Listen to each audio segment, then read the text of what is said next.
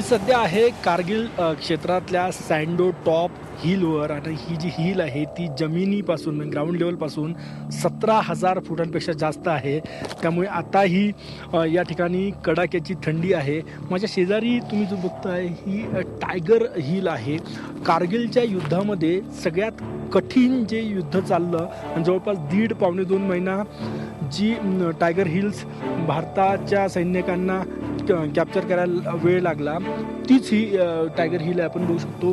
ते जे शेवटचं टोक तुम्ही बघताय त्या शेवटच्या टोकावर त्या पोस्टवर भारतीय पोस्टवर पाकिस्तानी सैनिकांनी कब्जा केला होता. कारण की त्याच्या मागची जी बाजू आहे अगदी त्याच्या मागची बाजू तिथनं पाकिस्तानची हद्द सुरू होते. साधारणतः फेब्रुवारी महिन्यात 1999ला पाकिस्तानी शत्रूंनी ही सगळी पोस्ट जी आहे ती कॅप्चर केली होती आणि त्यानंतर त्या पोस्ट परत मिळवण्यासाठी मोठी मेहनत करावी लागली. साधारणतः मेच्या पहिल्या 15 दिवसानंतर कारगिलचं युद्ध जे आहे कारगिलच्या युद्धामध्ये टायगर हिल्सवर विजय मिळवण्यासाठी ते लढाई सुरू झाली आणि जवळपास दीड महिना लागला जोपर्यंत ॲक्च्युली वरून पाकिस्तानी सैनिक जे आहे शत्रू जे आहेत ते मारा या ठिकाणी करत होतं. त्यामुळे भारतीय सैनिकांना ही जी बाजू बघताय तुम्ही इथनं वर अटॅक करणं मुश्किल होत होतं कारण की वरून मारा करत होते. त्यामुळे ही जे मागची बाजू बघताय या मागच्या बाजूनं म्हणजे गनिमी कावा पद्धतीनं हे टायगर हिलची ही लढाई जी आहे ती लढली गेली आणि अगदी मागून म्हणजे इथनं भारतीय सैनिक कव्हर देत होते आणि त्या कव्हरमध्ये शत्रूंचं लक्ष भटकवून मागून गनिमी कावा पद्धतीने भारतीय सैनिकांनी अटॅक केला आणि 11 जुलै 1999ला या माझ्या मागे जी टायगर हिल्स आहे सगळ्यात कठीण लढाई कारगिलच्या युद्धादरम्यान त्या टायगर हिलवर तिरंगा फडकवण्यात आला.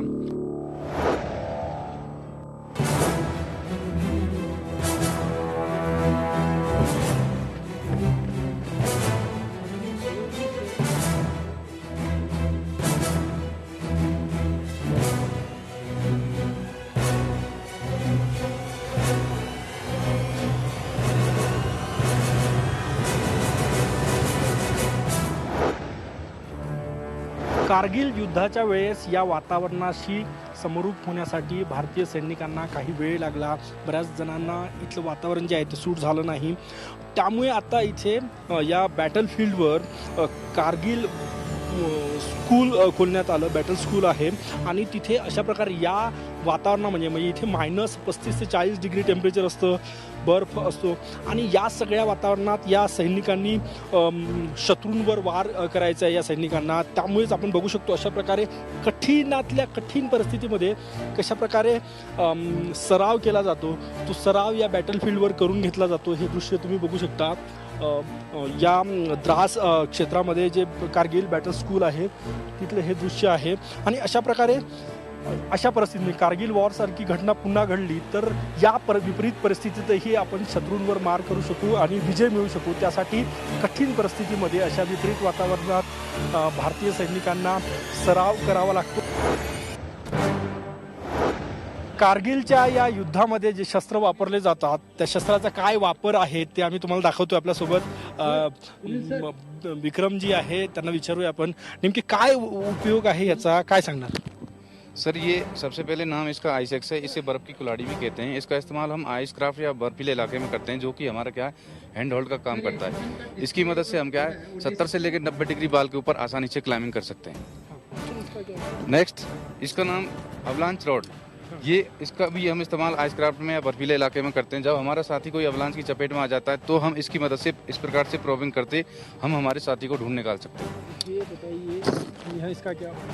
नेक्स्ट ये लेडर इमरी है. ये क्या है 70 डिग्री से लेकर 90 डिग्री का जो आइस बाल होता है उसके ऊपर नीचे ऊपर बेस बनाकर हम इसके ऊपर जो स्टेप है इसके अंदर उसके ऊपर अपना पैर रख के आसानी से हम ऊपर की तरफ क्लाइंबिंग कर सकते हैं. Next pulley. इस पुल्ली का काम है जब हम ऊपर से नीचे किसी भारी सामान को नीचे हमको डाउन करना हो तो हम इस पुल्ली में रोप दाखिल करके कैराबिनर के साथ भारी सामान को ऊपर से नीचे की तरफ डाउन कर सकते हैं. वह क्रिवास रेस्क्यू के अंदर भी हमारा साथी कोई क्रिवास में चला जाता है तो हम इस पुल्ली की मदद से हमारे साथी को बाहर निकाल सकते हैं. Next MSR stop mountain safety research. इसके अंदर क्या ब्यूटेन गैस आती है. इसका जलने का टाइम 1 घंटा 2 मिनट है. इसके ऊपर हम हमारा हल्का पानी या मैगी वगैरह गर्म करके अपने लिए बना सकते हैं. नेक्स्ट नाम ABD pulse very box avalanche victim detector. ये जब हमारा पार्टी कोई बर्फीले इलाके में मार्च करता है तो वो अपने साथ में इस तीनों इक्विपमेंट को अपने साथ में एंकर करके चलता है। ये सगळ्यात महत्त्वाचं म्हणजे या -40 डिग्री टेम्परेचरमध्ये कुठल्या जी पार्टी आहे ती बेपत्ता झाली तर तिला शोधण्यासाठी म्हणजे आत बऱ्याचदा बर्फामध्ये आत जाण्याची शक्यता असते, त्यावेळेस शोधण्यासाठी या डिटेक्टरचा मोठी मदत या सैनिकांना होत असते।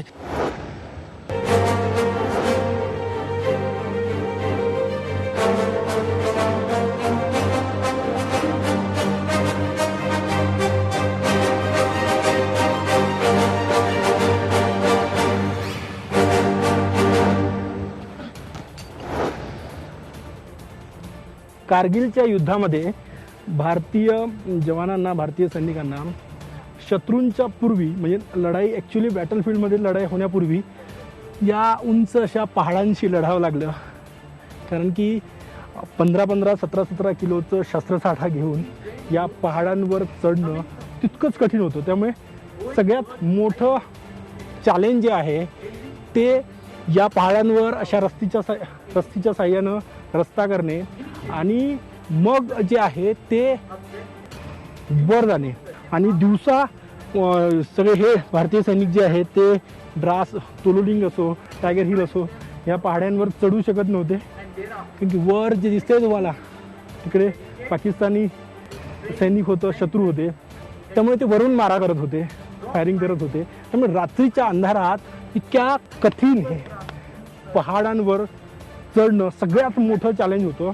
त्यामुळे कारगिलच्या युद्धाला जगातील सगळ्यात कठीण युद्धापैकी एक मानलं जातं।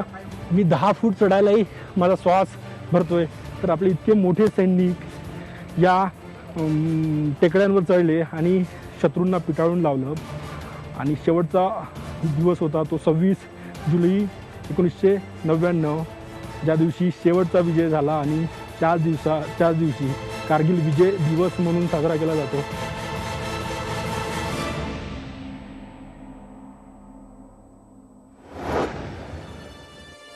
कारगिल युद्धामध्ये 1000 पेक्षा जास्त भारतीय जवान जे आहेत ते जखमी झाले होते आणि त्या सगळ्या जखमी जवानांना उंच अशा 16-17 हजार फूट उंच टेकड्यांवरून खाली उतरवण्याचं मोठं चॅलेंज होतं।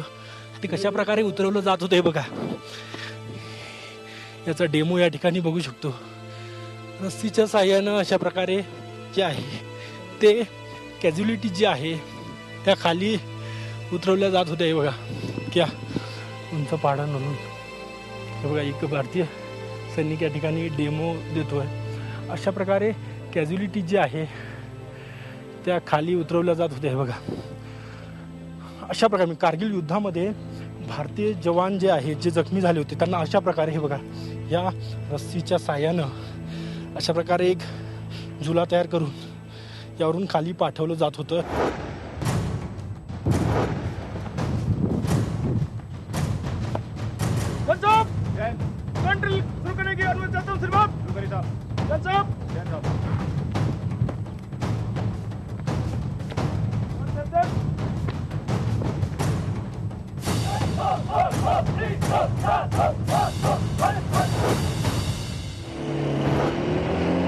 ये हमारी 155mm बोफोर्स गन है। इसका रेंज यहाँ पर 40 किलोमीटर है, क्योंकि ये अल्टीट्यूड एरिया है। हवा में घर्षण कम होने की वजह से शेल को रेंज ज़्यादा मिलता है। इस गन की काबिलियत बहुत ज़्यादा है, 14 सेकंड के अंदर 3 राउंड निकाल सकती है, फुली ऑटोमेटिक है। कारगिल युद्धापूर्वी भारत आणि पाकिस्तान यांच्या दरम्यान 3 युद्ध झाली। 3ही युद्धात पाकिस्तानचा पराभव झाला, तरीही 1999 साली पाकिस्ताननं कारगिल युद्ध करण्याचं धाडस केलं। याचं महत्त्वाचं कारण होतं या कारगिल युद्धाच्या 1 वर्षपूर्वी म्हणजे 1998 साली पाकिस्ताननं केलेली अणुबॉम्ब चाचणी। याच धाकावर भारतावर दबाव निर्माण करण्याचा प्रयत्न पाकिस्तानचा होता आणि त्यामुळेच हे कारगिल युद्ध करण्यात आलं होतं। परंतु बहादूर भारतीय सैनिकांनी पाकिस्तानचा हा उद्देश सफल होऊ दिला नाही।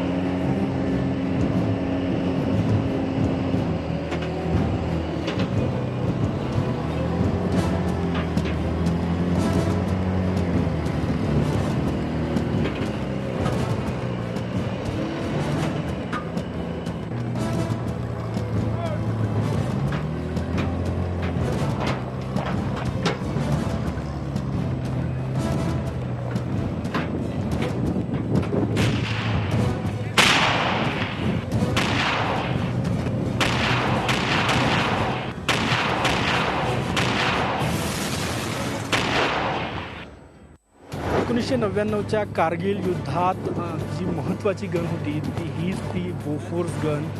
1999चं संपूर्ण कारगिल युद्ध जे आहे ते या बोफोर्स गननं गाजवलं. आपण बघू शकतो 1998 साली ही गन जी आहे ती भारतीय सैनिकांच्या ताफ्यामध्ये दाखल झालेली आहे आणि हिची जर रेंज बघितली तर अगदी शेजारी पाकिस्तान आहे की मग त्या टेकड्यांच्या पुढे. आणि इथून जर समजा या बोफोर्स गननं फायर केलं तर 40 किलोमीटरपर्यंत ही बोफोर्स गन जी आहे ती फायर या ठिकाणी करू शकते. आणि याची स्पीड इतकी आहे की 14 सेकंदामध्ये 3 बॉम्ब जे आहेत ते फायर करू शकतात आणि इतके शक्तिशाली बॉम्ब की ज्यामुळे संपूर्ण पाकिस्तानच्या ज्या पोस्ट आहेत त्या नष्ट होतात. याची काम करण्याची पद्धत जर आपण बघितली तर त्या टेकडीवर आपण वर जो बघतो आहे त्या ठिकाणी भारतीय सैन्य दलातले कर्मचारी असतात, सैनिक असतात आणि तिथे शत्रूंच्या कुठे ठाणी आहे, कुठे मुवमेंट्स होत आहेत त्याची माहिती जी आहे ती बाजूला कंट्रोल रूम तुम्हाला दिसते आहे त्या ठिकाणी पुरवली जाते. आणि त्या कंट्रोल रूममधनं ती टेक्निकली संपूर्ण डेटा जो आहे तो तिथल्या बोफोर्सच्या कम्प्युटरमध्ये फीड केला जातो. त्यानंतर बोफोर्सला फायर करण्याचं कमांड जे आहे ते या ठिकाणी मिळत असतं. आपण हे बघितलं अशा प्रकारे हा शस्त्रसाठा हे सगळे बॉम्ब जे आहे तुम्ही या ठिकाणी बघताय हे सुरक्षेच्या कारणानं फार जवळून आम्ही दाखवू शकत नाही, परंतु हे संपूर्ण बॉम्ब जे आहे अगदी छोट्यापासून तर मोठ्यापर्यंत म्हणजे खूप मोठा परिसर नष्ट होऊ शकतो इतका मोठे शक्तिशाली बॉम्ब जे आहे ते अशा प्रकारे या बोफोर्स गन च्या माध्यमातून फायर केले जातात आणि त्यामुळेच पाकिस्तानला सळो की पळो करावं लागलं.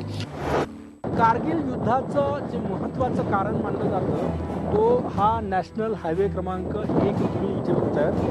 हा हायवे श्रीनगरवरून लेहला जोडणारा हायवे आहे आणि भारतीय सैनिकांची महत्त्वाची रसद जी आहे ती याच हायवेवरनं पोहोचवली जाते. शेजारी जे पाणी वाहत आहे ते सगळं सरळ पाणी पाकिस्तानला चाललं आहे. ही जी टेकडी तुम्ही बघताय ही टेकडी आहे टायगर हिल्स. म्हणजे टायगर हिल्सच्या त्या बाजून जर बघितलं आपण तर तिकडे पाकिस्तान आहे. आणि 1999च्या कारगिल युद्धाच्या वेळेस या त्या ठिकाणी म्हणजे टायगर हिल्स जी आहे ती पाकिस्तानी घुसखोरांनी काबीज केली होती आणि त्या टायगर हिल्सवरून आणि ही तोलोलिंग हिल्स आहे ती सुद्धा पाकिस्तानी घुसखोरांनी काबीज केली होती. त्यावरून या हायवेला तोडण्याचे प्रयत्न सुरू होते पाकिस्तानचे.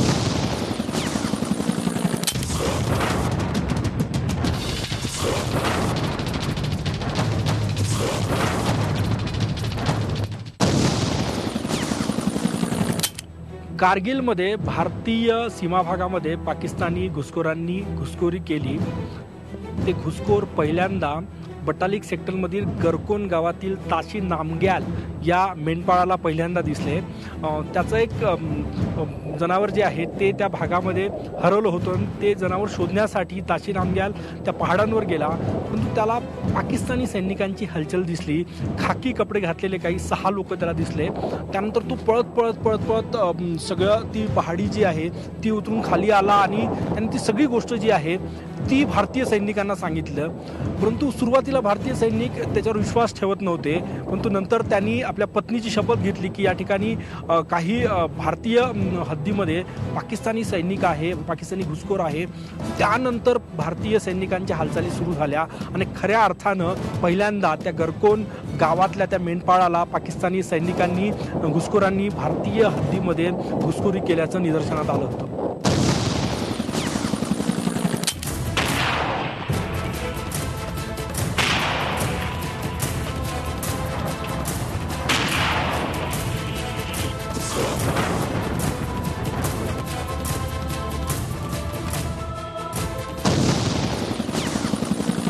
कारगिल युद्धाला 19 वर्ष झाल्यानंतरही या गावातल्या लोकांनी अजूनही त्या युद्धाचं दुःख विसरलेलं नाही. अगदी ज्या तोलोलिंग पहाडीवर हे सगळ्या युद्ध झालं त्याच्या शेजारी हे बोशम नावाचं गाव आहे आपण बघू शकतो.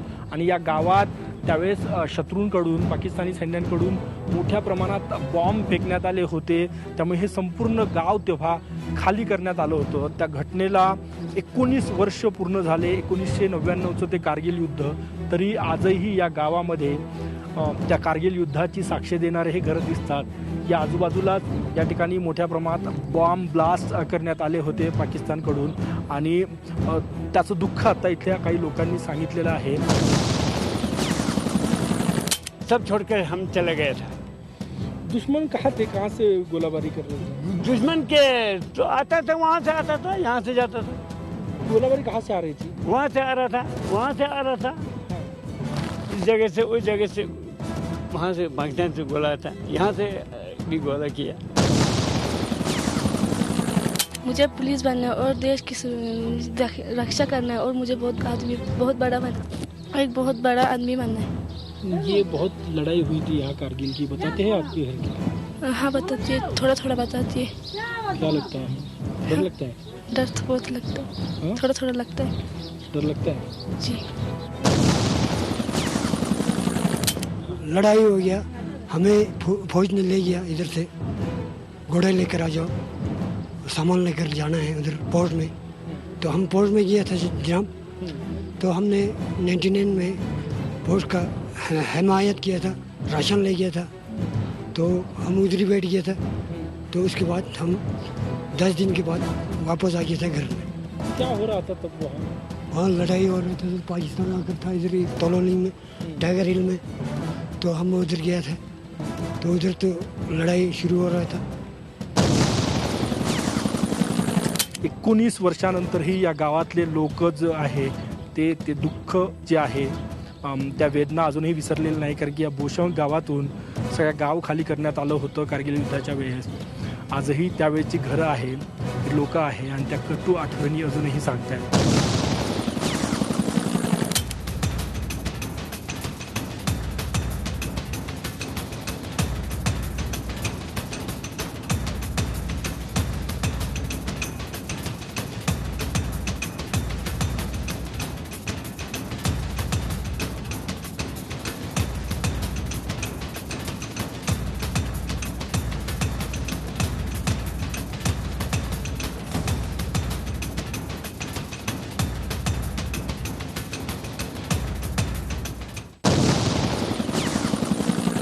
LOCवर कशा प्रकारे भारतीय सैनिक बंकर्समध्ये राहतात आणि ते बंकर्स कसे असतात याची उत्सुकता सर्वांनाच असते.